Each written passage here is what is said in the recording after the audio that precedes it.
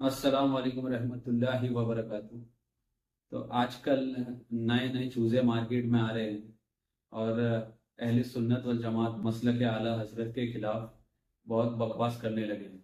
ایک نیا چوزہ مارکیٹ میں آیا ہے، مفتی کیا نام ہے اس کا، مفتی اویس حنفی۔ تو یہ مفتی سلمان اظہری صاحب کا پرانا ویڈیو بتا کر کہہ رہا ہے کہ یہ حضرت کا جیل سے آنے کے بعد کا ویڈیو ہے۔ تو یہ کیا بتانا چاہ رہا ہے، پہلے یہ ویڈیو دیکھتے پھر اس کے بعد آگے بات کرتے ہیں۔ مفتی سلمان اظہری جب سے جیل سے آئے ہیں تب سے بالکل بدلے نظر آ رہے ہیں، اور اس طرح کا بیان ان کے منہ سے بالکل مجھے تعجب میں ڈال رہا ہے۔ آپ بھی ذرا یہ ویڈیو ملاحظہ کر لیجیے۔ اللہ کی رسی کو مضبوطی سے تھام لو اور فرقوں میں مت بٹو، جماعتوں میں مت بٹو، اپنے آپس میں اختلافات کی آگ کو مت بھڑکاؤ۔ قرآن کا یہ فرمان تمہارے لیے رہنما اصول بن کر کے آیا۔ تم نے ہزار اختلافات اپنے آئے سے رکھے ہیں، تمہارے تو ایک دوسرے کے سلام بند ہیں، ایک دوسرے کے مصافحے بند ہیں، فقط سلسلوں کے نام پر تو یہاں جنگیں ہیں۔ تو پھر اس قوم کا کیا ہوگا؟ اسی لیے کہا کسی نے متحد رہو گے تو کہلاؤ گے مومن و غازی، منتشر ہوگے تو قصتوں میں صفایا ہوگا، منتشر ہوگے تو قصتوں میں صفایا ہوگا۔ میں پورے ہند کے مسلمانوں کو یہ دعوت دیتا ہوں کہ آج تمہارے اتحاد کی سب سے بڑی ضرورت ہے، اس لیے کہ پرابلم سب کا سیم ہے، پرابلم سب کا سیم ہے۔ میں اپنے عقیدے کی اتحاد کی بات نہیں کرتا، میرا عقیدہ جو ہے اس کی آئیڈینٹی کے ساتھ میں کل بھی تھا آج بھی ہوں، اور میرے آقا صلی اللہ علیہ وسلم کی عزت کے ساتھ میں کسی سے کمپرومائز نہیں کرتا۔ لیکن اگر ملکی مفادات اور اس طرح کے سیاسی حالات درپیش ہیں تو پھر مومنین کو ایک جگہ پر جمع ہونا چاہیے۔ میرے بھائیو، یقیناً ہم سب کو ایک ہونے کی ضرورت ہے، اور اللہ کا شکر ہے کہ مفتی سلمان اظہری کو یہ بات سمجھ میں آ گئی جیل میں جانے سے۔ یہ اسکرین شاٹ دیکھو، یہ جو بیان ہے حضرت کا، یہ 2 سال پرانا بیان ہے، جیل میں جانے سے پہلے 2 سال پرانا بیان ہے، اور یہ بولا کہ جیل سے آنے کے بعد کا بیان ہے۔ اور بہت سے کامنٹ میں خبیث آ کے بول رہے کہ مفتی صاحب کو جیل میں مار پڑی تب سے اتحاد کی بات کر رہے ہیں۔ تو میں یہ بھی بتا دیتا ہوں کہ ہم لوگ کیسا اتحاد چاہیے، ایک اور ایک ویڈیو دکھاتا ہوں حضرت کا، اس میں معلوم پڑ جائے گا کیسا اتحاد ہم لوگ کرنا ہے۔ پہلے یہ ایک چھوٹا سا کلپ سنیے۔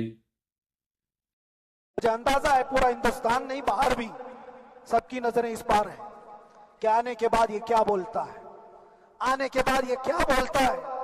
سب اسی انتظار میں ہیں۔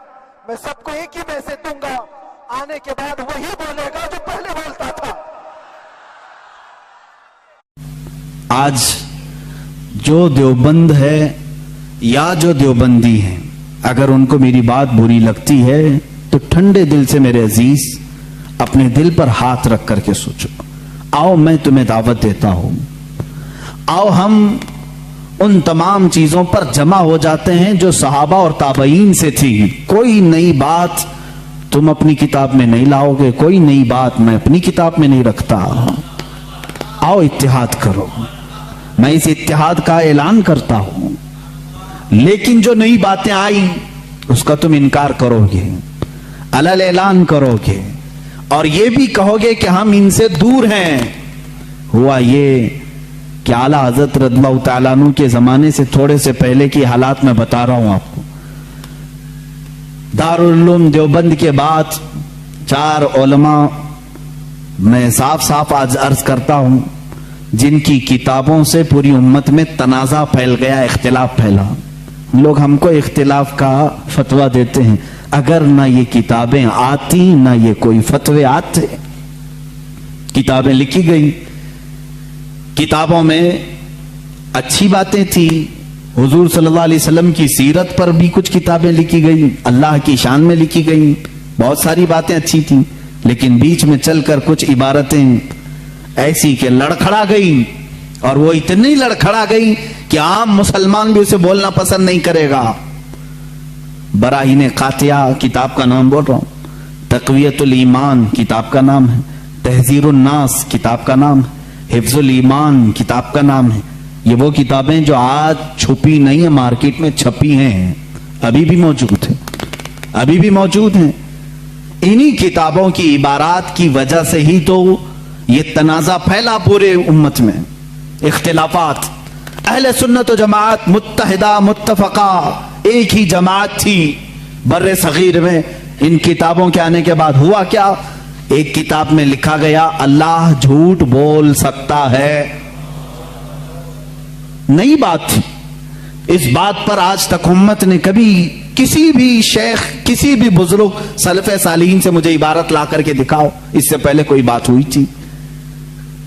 پھر ایک کتاب میں عقیدہ توحید کو بیان کرتے ہوئے مولوی اسماعیل دہلوی صاحب نے یہ تک لکھ دیا حضور صلی اللہ تعالی علیہ وسلم کا خیال نماز میں آنا گدھے اور بیل کے خیال سے بدتر ہے.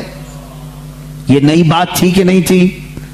اور جا کر کے کراس ویریفیکیشن کر لینا. اگر میں جھوٹ بولوں تو میرا جبہ پکڑ لینا اور جو سزا دے سکتے ہو دو. میں یہ لفاظی نہیں کر رہا ہوں اور نہ پھکائی کر رہا ہوں. یہ جملے آج کتاب میں موجود ہیں. تقویت الایمان میں حفظ الایمان کتاب آئی, اس میں مولوی اشرف علی صاحب نے حضور صلی اللہ تعالی علیہ وسلم کے علم غیب پر بحث کرتے کرتے یہ کہہ دیا حضور کے علم غیب کی کیا تخصیص, کیا تقسیم یعنی ان کی کیا خصوصیت ہے. اتنا علم غیب تو زید کو, پاگلوں کو, بچوں کو, بلکہ جانوروں کو بھی حاصل ہے. شیطان کا علم غیب تو قرآن سے ثابت ہے. انہوں نے کہا شیطان کا علم غیب قرآن سے ثابت ہے. حضور صلی اللہ علیہ وسلم کے علم غیب کی کیا خصوصیت ہے؟ یعنی برابر ہو گئے. شیطان کو جتنا علم ہے اتنا ہی محمد صلی اللہ علیہ وسلم کو ہے. میرے عزیزو, کیا یہ باتیں دل پر نہیں لگتی مسلمانوں کے؟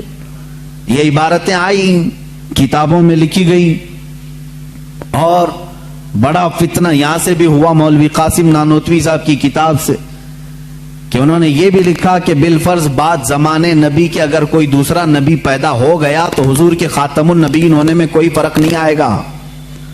یعنی کوئی دوسرا نبی پیدا ہو سکتا ہے اگر ہو گیا, اگر مگر کی بات ہی چھوڑو. جب حضور نے 1400 سال پہلے کہہ دیا, فرما دیا کہ میرے بعد کوئی نبی نہیں ہو سکتا تو نہیں ہوگا. آپ کتاب میں یہ نئی بات لکھنے کی کیوں ضرورت پیش کی؟ آپ کو کیوں ضرورت پیش آئی کہ اگر اب کے زمانے میں بھی کوئی نبی آئے گا تو حضور کے خاتم النبیین ہونے میں کوئی فرق نہیں آئے گا؟ تو آپ کی اس بات سے پتہ نہیں کتنے محلوں میں کہاں کہاں کوئی نبی ہونے کا اعلان کر دے گا. عزیزان گرامی وقار, یہ کتابیں پورا کا پورا ہندوستان ایک کھلبلی مچا چکی تھی, کوہرام بپا تھا, تنازعات میں گھر گئے.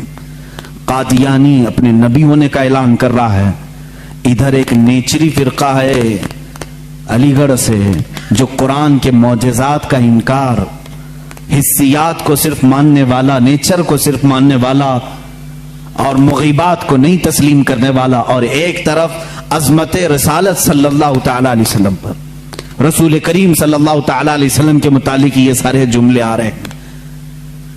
چلو 100 سال کا عرصہ گزر گیا, آج بھی میں دعوت دیتا ہوں, آج تو سوشل میڈیا کا زمانہ ہے, میری یہ دعوت قبول کریں علماء دیوبند یا جو بھی, میں آپ سے اتحاد کر لوں گا, سینے سے سینہ لگا لوں, لیکن صرف یہ باتوں سے تم انکار کر دو اور کہو کہ وہی عشق رسالت ہمارے اندر ہے جو سیدنا ابو بکر صدیق میں تھا, سیدنا عمر فاروق میں تھا, عثمان ابن عفان میں تھا, حیدر کرار میں تھا, رضوان اللہ تعالی علیہ مجمعین. جو مشائخ اہل سنت نے ہمیں محبت رسول اور تعظیم رسول سکھایا ہے اسی پر ہمارا اتفاق ہے. آؤ میں سینے سے سینہ لگانے کو تیار ہوں. ہم کون سا اختلاف چاہتے ہیں آپ سے؟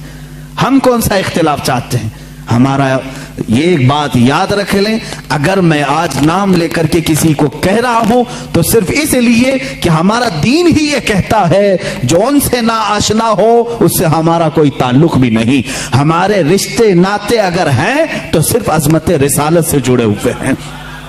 جو نبی کا ہے وہ ہمارا ہے. اسی لیے سرکار مرشدی پیر و مرشد تاج الشریعہ رحمت اللہ تعالی علیہ نے فرمایا ہے, نبی سے ہو جو بیگانہ اسے دل سے جدا کر دیں. نبی سے ہو جو بیگانہ اسے دل سے جدا کر دیں.